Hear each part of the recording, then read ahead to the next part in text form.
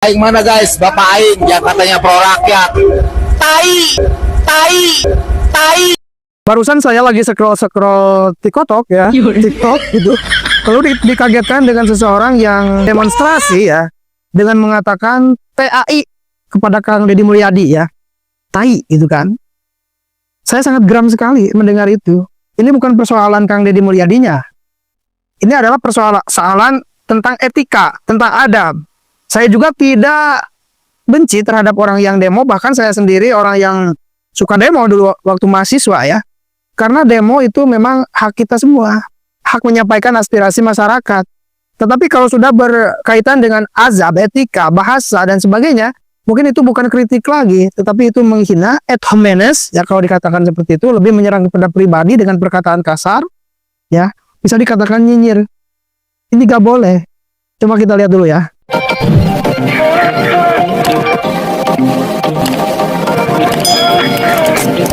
Bapak Aing mana guys, Bapak Aing yang katanya pro rakyat.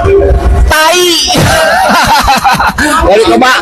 dari kemarin buruh demo ya kan, sampai hari ini nih, sampai malam belum juga kasih keputusan yang katanya pro rakyat. Ya elah, buat kalian buruh ya kan yang masih terlena dengan pencitraan si gubernur konten, mikir, orang memikir. Mana ada dia pro rakyat, yang ada dia itu cuma pencitraan, cuma buat konten. Mikir, buruh sekarang lagi menuntut haknya untuk kenaikan upah 2026, tapi si KDM Bapak Sia kagak nongol-nongol juga guys. Orang kayak begitu masih dipercaya. Rubuhin kan nih gedung, rubuhin tak? Buat Akang yang baik hati, yang ganteng, terima kasih sudah menyampaikan aspirasinya di Gedung Sate, berunjuk rasa sebagai bagian dari kemerdekaan berkumpul dan berserikat, serta mengungkapkan pendapat di depan umum. Saya menerima dengan baik seluruh aspirasinya. Semoga Akang senantiasa sehat, keluarganya bahagia, terus berproduksi dengan baik, industrinya semakin pesat, pasar ekspornya tertembus, dan semoga di Jawa Barat industri semakin berkembang sehingga kesempatan kerja semakin terbuka. Salam hormat untuk keluarganya, selamat berlibur. Gini loh, ketika seseorang pemimpin ngonten tentang pekerjaannya, biasanya kelihatan beda antara yang benar-benar ngerjain sama yang pencitraan. Hanya saja diliput menggunakan media. Nah, keuntungannya apa buat masyarakat saya sebagai masyarakat awam? Yang pertama, bisa melihat pekerjaan seorang pemimpin tersebut. Karena ketika dia ada di balik meja di kantor, saya tidak tahu apa yang dilakukan, programnya apa, terus pemimpin ini benar-benar tulus atau enggak. Ya saya nggak tahu, karena ya nggak pernah tahu, nggak pernah lihat kayak zaman dulu, nggak tahu. Tetapi kalau orang yang sering terjun ke lapangan, meskipun zaman dulu belum ada media, ya ketahuan karena sering interaksi. Apalagi sekarang, apa salahnya menggunakan media? Dan konten di sini kan bukan sekedar konten kayak konten kreator atau youtuber yang memang profesinya itu, enggak kan? Ini sekalian mengerjakan tugas pemerintahan, tetapi apa salahnya dengan mengontenkannya? Karena konten di sini artinya supaya masyarakat tahu apa kerjaannya, bagaimana pekerjaannya, apa programnya, bagaimana programnya. Nih, dan kalau memang ada keuntungan dari konten ini, itu selalu membagi-bagikan uangnya yang banyak itu dari mana? Salah satunya dari konten. Jadi jangan khawatir gitu. Ketika mengontenkan sesuatu, kerjasama dengan media itu kan miliaran. Dia bisa menekan biaya itu, bisa disalurkan atau dipindahkan terhadap kepentingan yang lain. Kan apa salahnya? Nah, kalau Kang Farhan kekeh ngotot misalnya tuh, oh ini mengonten, ya sok atuh kerjain juga Kang Farhan, ikutan kerja yang bener tanpa menjatuhkan image yang lain. Jadi kalau mau maju ya maju aja bareng-bareng gitu. Kalau Kang Farhan nggak suka dengan pemimpin yang memang ngonten, ya udah jangan dibahas. Yang dibahas itu programnya Kang Farhan aja gimana gitu. Tata kelola pemerintahannya Kang Farhan itu kayak gimana biar maju Kota Bandung gitu loh. Coba kedepankan diri sendiri, majukan diri sendiri, perlihatkan kinerja diri sendiri gitu loh.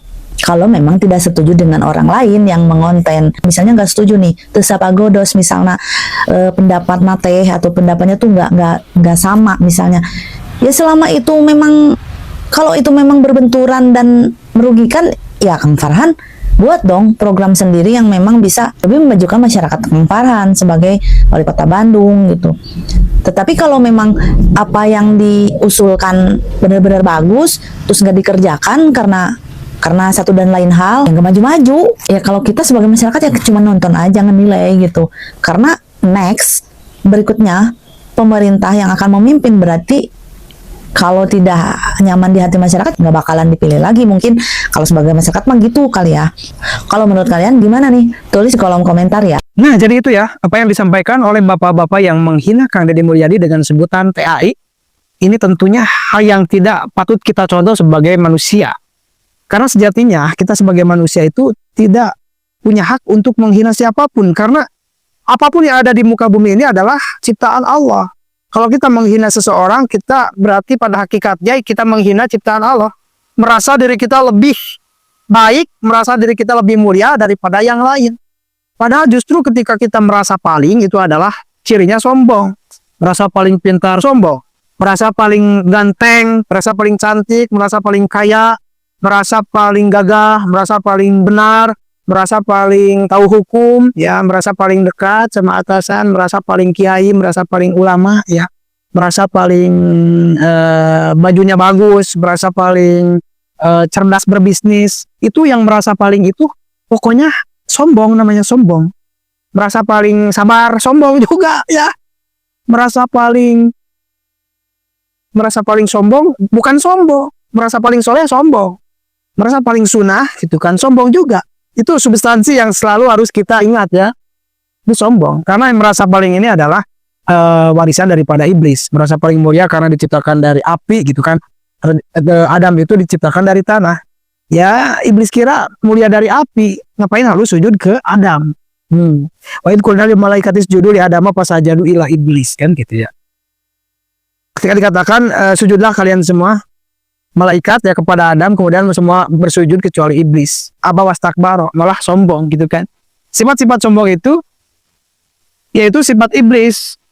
Makanya gak heran ketika siapapun yang menyombongkan diri, merasa paling pintar, merasa paling negarawan, merasa paling Pancasilais, merasa paling agamis, merasa paling apapun, itu sifat iblis. Dan akibat daripada itu semua tidak akan menimbulkan ketentraman, tidak akan menimbulkan